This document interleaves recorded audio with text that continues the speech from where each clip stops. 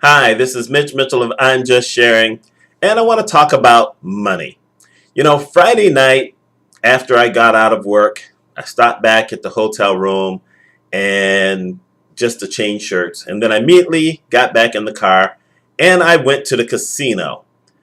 Now, I've mentioned I'm not home, I'm down south, and they have these series of casinos in Tunica, Mississippi. Yeah, I actually went into Mississippi. And I went to the casino because I wanted to play some poker. I wanted to relax a little bit. Last couple of days at the end of the week were a little tense and slightly irritating, and I just wanted to blow off some steam. And I actually have fun when I go because I get to interact with, a couple of guys there at the table. Even, it's one of those kind of places where sometimes you always, or sometimes you get to meet someone who just wants to talk. And I enjoy that. You may never see that person ever again, but you had a good time while you were there. So I get there, and sometimes I go eat first, but this time I didn't. I just basically went, put my name on the list, had to wait about 15 minutes, and then I got a table. And I played, and I played, and I played. And basically I just sat there. I started with $120, had to refill once. I didn't run out of all of it, but you went over a little bit. And I just sat there, sat there. Basically, my money was dwindling away pretty slowly. Nothing big was happening at all. And then all of a sudden, I hit a hot streak. And within 10 minutes, I was up $300. And this is in addition to the money I started with. And over the course of the next 40 minutes, after about this 3 hours, I was up over $500. And at this point, I finally said, you know what? It's time to get up. Let's get up from the table. Let's walk away with some winnings for once and let's go. And the reason I said for once is because it's not like I usually sit down at a table and just automatically lose all my money. Quite often, I'm up for a while, but usually I'm up really early. Like I've just gotten to the casino, and within the first 30 to 45 minutes, I may be up $200 or so. And I'm thinking I didn't drive all the way out here just to come here, get a little bit of money and leave. And so I stay. And that's one of the dangers of staying at a casino too long is that you can lose all that money back. But I hadn't lost any money really. Like I said, I dwindled some off here and there. But all of a sudden I hit my hot streak. I got all this money back, and I'm feeling pretty good. So I cash out my thing. I take a picture of my money. I send it to my wife, letting her know, I was a big winner for the night. And the first thing I did was I decided to go to the expensive restaurant that they had in the casino and get myself a nice steak dinner. And, it wasn't great, turns out. And it was kind of pricey. But I thought, and I said, well, you know what? Yes, I'm spending some of this money, but I actually get to write it off later on. And I've been to other expensive restaurants before, so it's no big deal.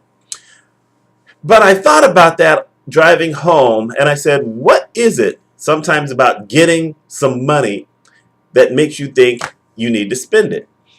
And that evolved into thinking about a conversation I had with my wife before I came back down here and she went off to where she had to go because we're both work on the road.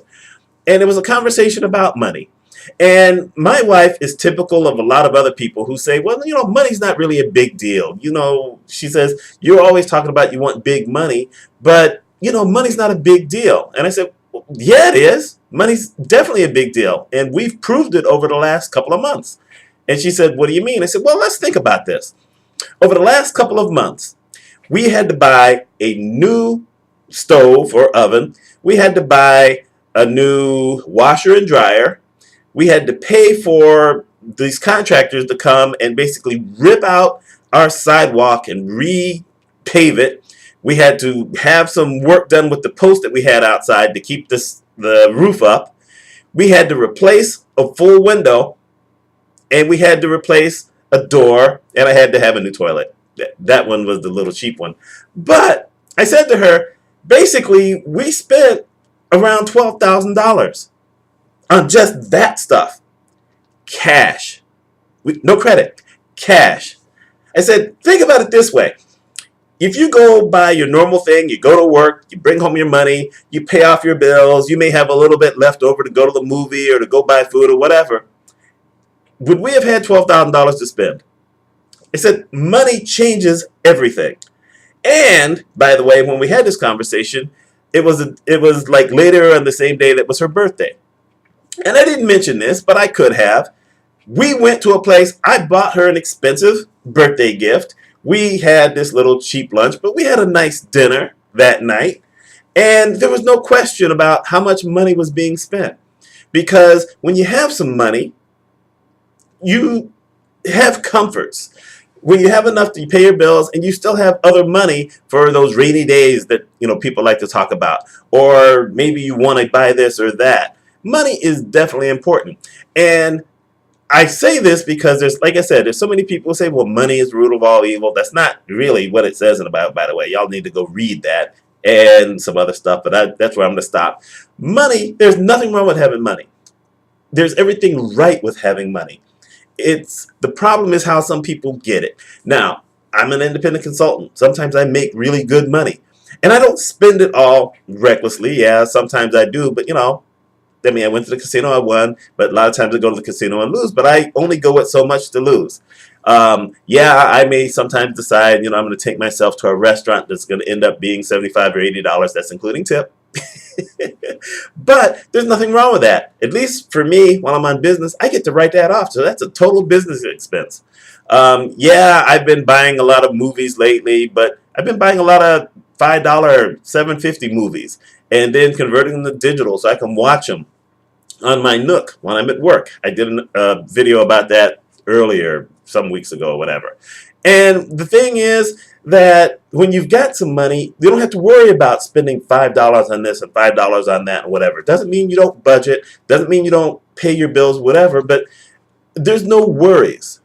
It's not one of those kind of things where I have to sit here and say, geez, am I going to have enough money to eat dinner or lunch or something like that? Am I going to have enough money to buy toilet paper or paper towel or maybe a new shirt? I hate shopping for clothes, by the way.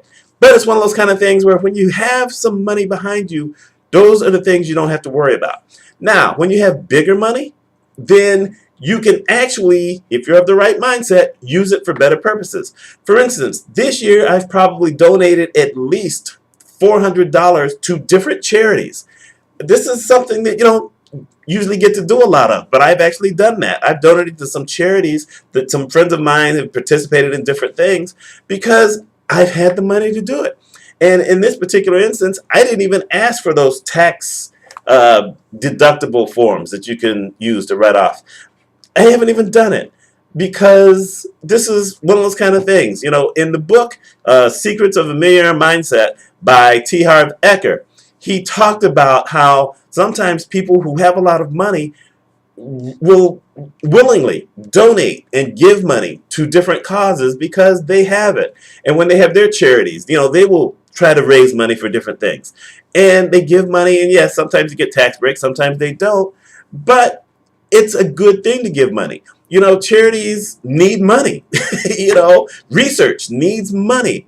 And so you can go downtown and you can spend it all day long doing something and maybe raise $500, and that's pretty good, and we applaud you for that. Your heart was in the right place. You did something well. But if you've got money, you can write a check for $1,000. You can write a check for $10,000. Okay, I'm nowhere close to that, but I'm working toward that. This is this whole thing I want to talk about with money. People beat themselves up over money. We don't have enough money. I don't beat anyone up for getting as much as they can. Athletes, other celebrities, movie stars, music. I don't beat anyone up because someone is willing to pay that money because that someone is getting more money than them. No one gives away more money than they're actually taking in. And that's a good mindset to be in because if you embrace the fact that other people are able to get money, then that means you don't have a real problem with bringing money into your life. And if your motives are pure, then it's all good. Yeah, this is kind of that laws of attraction thing, but you know what? It is a truth. The truth basically says that what you want, if you put your mind in the right place, you will get it. But your mind has to be in that right place. If your right place is to take care of your family, to make sure that you're not going to have those kind of worries. When you don't worry about money, you're willing to help other people out. This is just my thing. Now, my ultimate money goal is $10 million in the bank. Yeah, you ain't got $10 million in the bank. But I set a big goal because I don't want just $1 million in the bank. $1 million in the bank to me, well, I hate to say it, but you know what? I'll say it. $1 million in the bank to me is 10 years worth of savings. No, I need 10 million. So I'm always shooting for more. And that, I think there's nothing wrong with that. But I'm never going to step over people to get it. I'm not going to do anything illegal to get it. I hope to have enough energy to keep doing some of the things that I've been doing. I hope I have the energy to do more. I hope you have the energy to do more. But tell me, what are your thoughts on money? I'm just going to say this really quick. If anyone tells me I just want enough money to be comfortable, what is that amount? How much is that? How do you quantify what comfortable is? And let's face the fact. If you say comfort is, well, I want enough money to pay my bills, okay, then that means you never want a new house. You never want a new car. You never want a new video game. You never want anything new. You never want to go on vacation. What you do, that takes more money than comfort. I'm just saying. Actually, I'm just sharing because I'm Mitch Mitchell of I'm Just Sharing. Let me know your thoughts on money. Let me know how you think you're going to get more money in your life. Or if you don't want it, let me know that too. Actually, I'll give you my address. You can send it to me. Y'all take care. This is Mitch Mitchell of I'm Just Sharing.